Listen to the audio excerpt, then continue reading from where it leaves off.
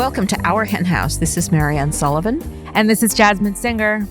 Thanks so much for joining us this week. Jasmine's going to be talking to a woman who is just truly beloved in this movement. If you're not familiar with her, you're going to be so happy you listened. Joanne McArthur takes pictures of animals. That's the short version. And the long version is that she really is one of the most important sources of information about what is happening to animals in the very darkest corners of the globe. I don't know how she does what she does, but I'm so glad she does it. And animals who would otherwise remain hidden are the subjects of her photographs. And Hidden is actually the title of her new book, which she will be talking about with Jasmine. And this is an amazing, amazing woman. And we're so happy to have her join us again on Our Hen House.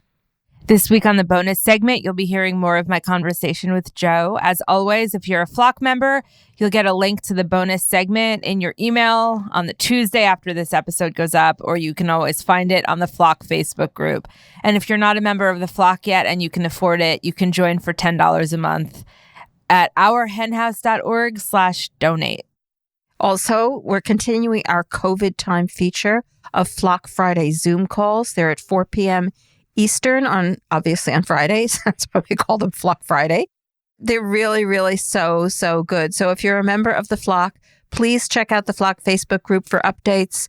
Or you can always write to us at info@ourhenhouse.org. You can always write to us about that or just to say hi or, I don't know, just to shoot the shit. Mm-hmm. I was able to shoot the shit this past weekend with some animals, and they're very good listeners. And, they know a lot about shit.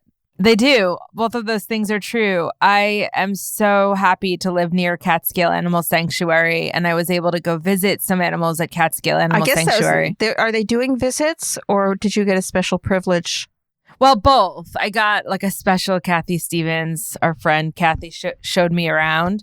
But also, in addition to that, I think that they are doing like a sort of limited outside only visits, and their homestead, which is their B&B, I think they're renting out to like such a beautiful, one family beautiful at place. a time. Yeah, so I think one family at a time can go there, and yeah, the whole thing was like amazing. I mean, it was also a picture perfect day, and they have gifted me this sponsorship of this pig named Jasmine, though she has an E.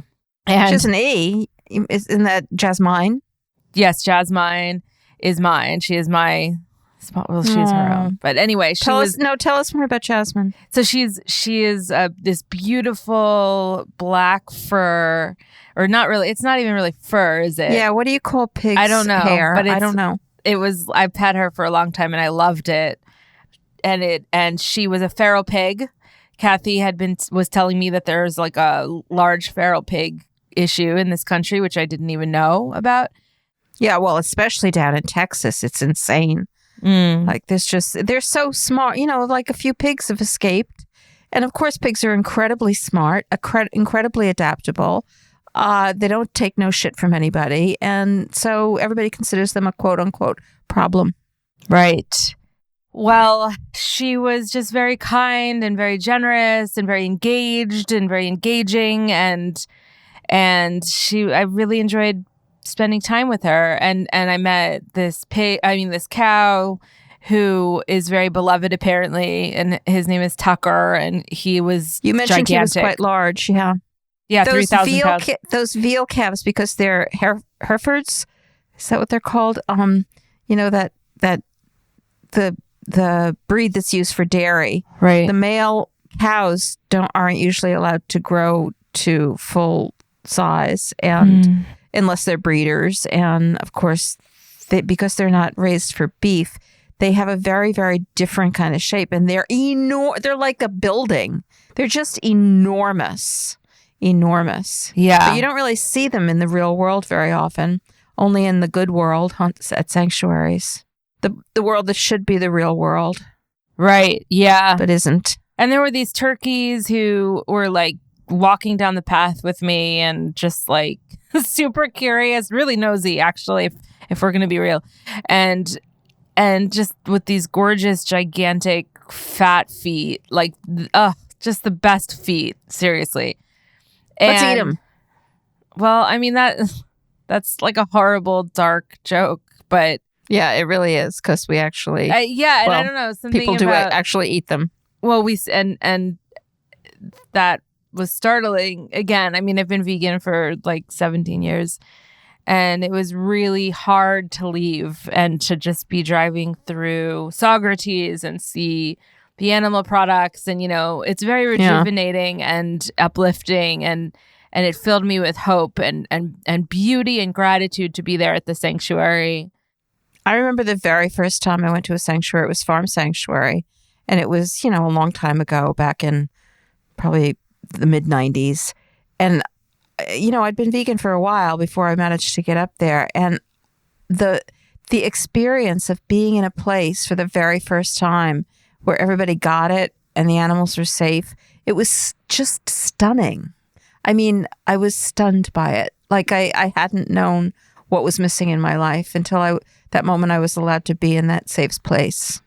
I mean, that is how it felt. And I recommend that people visit a sanctuary if you can. There's a lot of virtual visits happening right now, including a Catskill Animal Sanctuary if you can't go in person right now. But I really also felt really devastated, too, when I left. And, I go there to be rejuvenated, and it worked. I was. But like driving through Socrates, as I was starting to say, was like, it walloped me because of the animal products. And so I kind of was having both things happen. It was also like a Sunday evening, and you and I both get that kind of Sunday evening the Sunday blues. Yeah. Mm-hmm.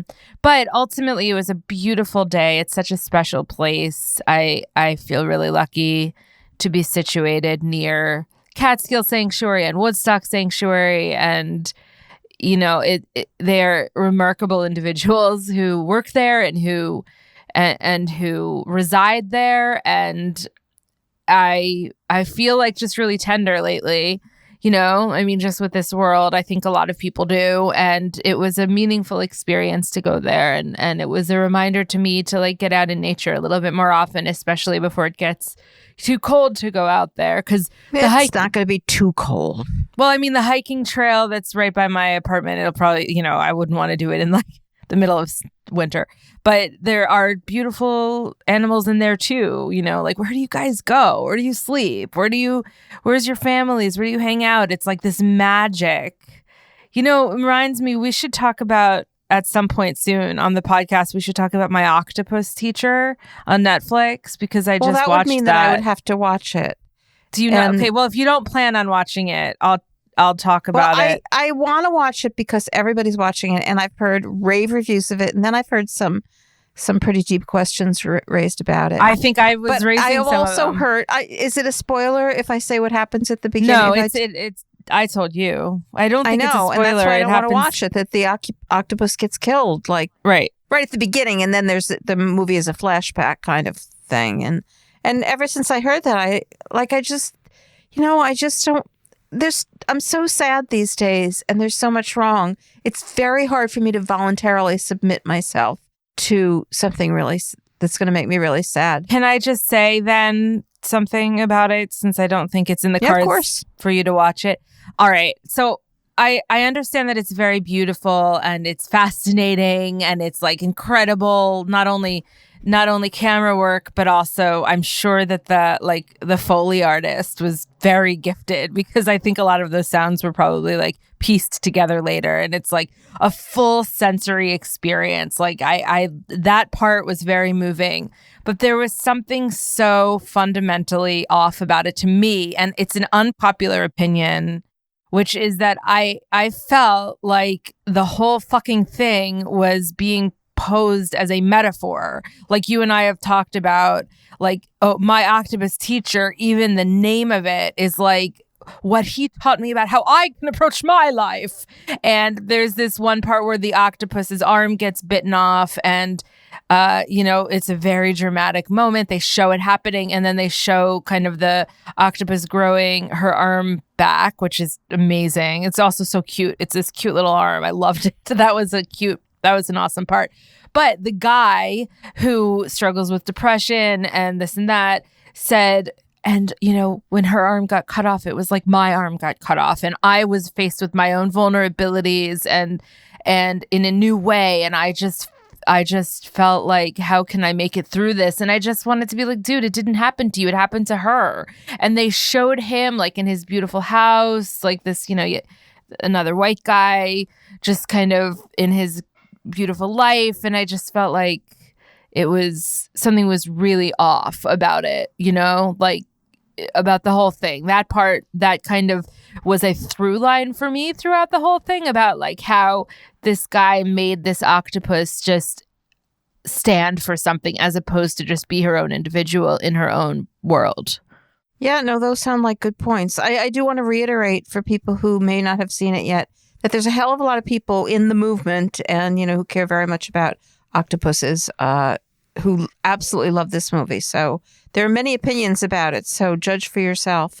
I'm not going to watch it. I'm a ninny. What can I say? I can't take it. I can't take it anymore. I can't take the bad That's news. why you like watching cartoons, because... Well, it's one of the reasons, yeah. Also because I learn a lot from them about how to be a good person.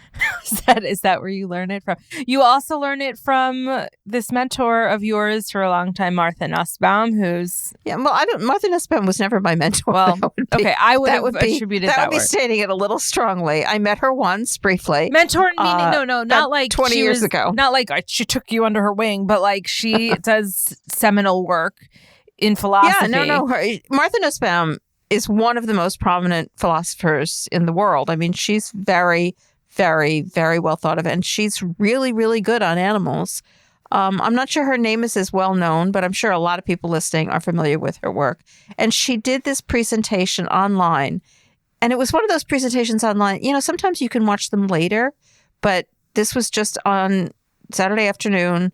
There's a thing at the University of Chicago, which is where she teaches, called Humanities Day. And they had a bunch of different speakers on different topics. And she chose to speak about our relationship to animals. And she's writing a book. She has written on it before, but I don't think she's ever written an entire book on her position here. And it was really, really good. I mean, as it should have been, and not hard to follow at all. And her whole idea, basically, I mean, and this is not specifically for animals. Her approach to philosophy is called the capability approach. And in applying this capability approach, which focuses on the thing that is good in life, the thing that we should seek in life is what each individual needs to flourish. Mm-hmm. And, take my interpretation with a grain of salt, because I'm shortening a lot of really deep ideas that, I may not fully understand. But that's flourishing is the basic good that she's focused on. And so she rejects these kind of philosophical approaches that says we should pay attention to animals because they're similar to us, or because they're intelligent, because they're like humans. And she rejects that we should focus on suffering and pleasure, the Peter Singer, Jeremy Bentham kind of approach. And she focuses on the ultimate good is that each individual needs to be allowed to flourish according to their abilities, according to their capabilities. So it's very different depending on which kind of species or which particular animal within that species you're talking about, because you have to think about what their particular capacities are. And I'll just list, this is maybe tedious, but I'll just list the basic capabilities that she argues should be supported for all humans, and she thinks for all animals too. Life, bodily health, bodily integrity, senses, imagination, and thought, emotions, practical reason, affiliation, that's, your relationships with others, other species, play, and control over one's environment. And you can apply this to any animal, and that's how we should think about them. And of course, this allows you to think about animals a lot, which is a really cool part about it. She talks about what different animals can do. So it's not whether they can do what we can do, it's whether they're being allowed to do what they can do. And one example she gave me, she was speaking specifically to me. One example she gave which I just thought was so fascinating, and I mentioned it, and I wanted to hold on to it to talk about that this, and I have no idea how they knew this. and she didn't explain. But there was a dolphin who identified the fact that a woman who this dolphin was familiar with was pregnant before the woman even knew she was pregnant. Wow. And as I say, I don't know how they figured this out. It's such a cool approach because it does let you look at who this animal is, not how much they're like us, but who this animal is. And I thought that was a pretty fascinating thing about dolphins. So I highly recommend following her work. And I'm super excited about her book, which I think she's still working on. So it's probably going to be a while. Do you think we could get her on? I don't know. She really intimidates me. I'm scared. Well, if anybody out there has a connection to Martha Nussbaum, then we would love to have her on for sure. I think that would be amazing. So that was fun. That was something that really allowed me to focus on animals without having to focus on sadness, because I just can't take it. As I think I mentioned 12 times, I can't, like, it's hard for me to follow the politics. It's hard for me to like keep up with the news because the sadness is just permeating. I'm sure there are a lot of people who are listening for whom this is true as well. I mean, it's always true for us. We always know that there's so much suffering going on in the world, but sometimes it gets you, Yeah. No, I know more what you than mean. others. There's this saying that's like, if you want to know, I think actually Peter Brandt said this he was quoting it when you interviewed him a few weeks ago. He was botching it and I'm botching him botching it. But it was something like, if you want to know how you feel about something, write about it. And I am turning 41 next week. And I am writing this piece for Kinder Beauty, which is basically 41 ways I prioritize self-care. And, I'm writing it almost like, because, okay, well, now I have a deadline. But I'm trying really hard to focus on those tiny little things that really do ultimately add up to making yourself feel better a little bit in the times of sadness when it overcomes you. And it helps me to list it out. It really does, So yeah, I can imagine. I'll have to read that. And maybe do I think it. it's the time of year a little bit too. Even though fall is my favorite time of year, there can be something very melancholy about it. For sure. I'm experiencing that in a slightly new way because of having moved back to the East Coast after living in California, especially in Southern California, for the last several years, because there are no seasons there. So that melancholy thing is not, in my opinion, is not as pronounced when you're in like an area like Southern California. I mean, it's a real thing when the light starts to fade in the evening and the light changes and even though it's so beautiful, and even though I don't hate winter at all, I like winter, but still the leaves falling, and it's just there's a sadness in it. No doubt about it. The birds are leaving. Yeah. Well, there's a lot to look forward to too. And, you've reminded me in the past about embracing hygge, Hygge, hygge, the sort of Denmark philosophy of like coziness and warmth and wonder and beauty. And so I'm all in. I'm like, okay, this is the winter of hygge. I don't care about what the political climate is demanding of my energy. I am embracing hygge. It's like, velvets, which I'm actually sitting on a velvet chair right now. Well, it's not a velvet chair, but there's a velvet chair cover on it. Have velvets and like dark, flowy clothes and like cake and deep red wine and family and community and its goodness, and its coziness. And so maybe you just lean in, and like hygge. Yeah, hygge forever. Okay, well, it's a perfect time for hygge. You're right. I'm gonna focus on some self-care. You've inspired me. Good. I haven't even read your article, and you've inspired me to focus on self-care. Because who better to care about than me? I think everybody else should do the same thing and focus on caring about me. Marianne care. Well, that's funny. I mean, that is a thing. Patrisse Cullors, who's one of the founders of Black Lives Matter, coined the term collective care, which is where we are. No, or community care. Community care, where we're taking care of each other. No. Anyway, and of community, Marianne, just me. And of Marianne. Okay. So, sometimes you have your glasses on your face and you're looking for them. You don't know where they are. I am... Speak for yourself. I was just looking for my microphone, which I am holding and speaking into. That's all. This is your friendly reminder to vote